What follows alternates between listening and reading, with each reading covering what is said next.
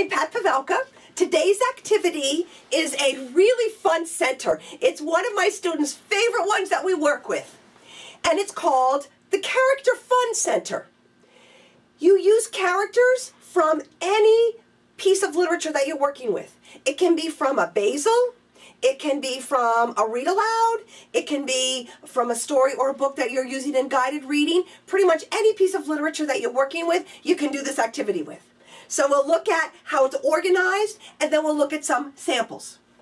Students get a piece of a character. For example, here's Mrs. Piggle-Wiggle. This child got the top of Mrs. Piggle-Wiggle. What the students have to do is finish the character and then put the character into a picture.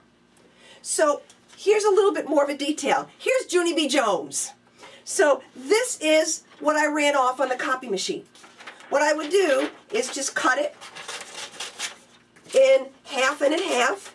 So students would get Junie B's head, and then they finish her. Or if you have, for example, Junie B, here's her whole body, I wouldn't give them the whole body, cut it. So I would cut her in half this way. They can take the top or the bottom, or cut her in half lengthwise. They can take the left of her or the right of her. It's fun too because students don't feel that, oh, I can't draw or I can't do this, because you give them just enough of a piece to spark that whole beautiful picture that they do. So now let's look at some samples. These examples are from kindergarten, first grade, second grade.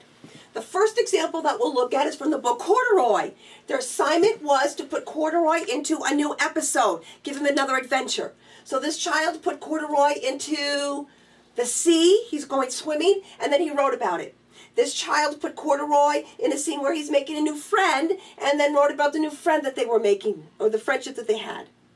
This is from the book The Three Pigs.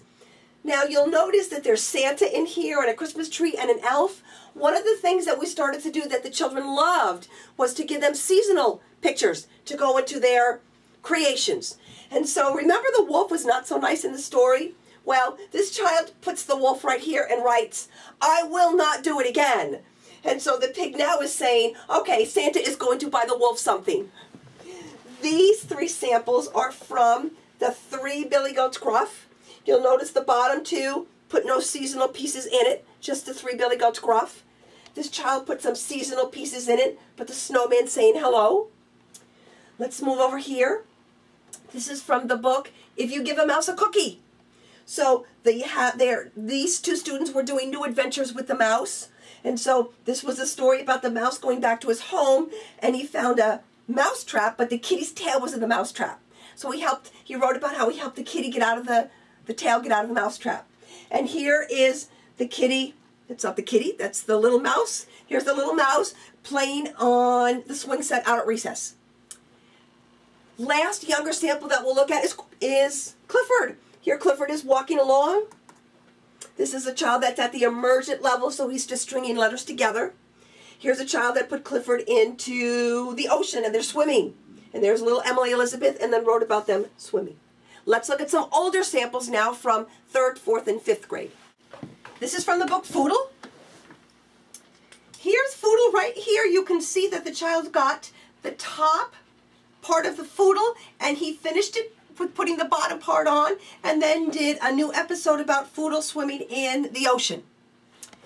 This example is from the book Victor, and there's Victor right here.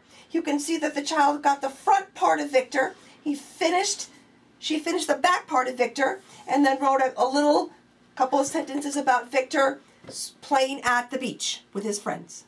Here are samples, 5th grade samples, from the novel Indian in the Cupboard. Students had to pick one of their characters from the book. They had to choose their favorite chapter, illustrate a part from that chapter, and then take the point of view of one of the characters and write as if they were that character.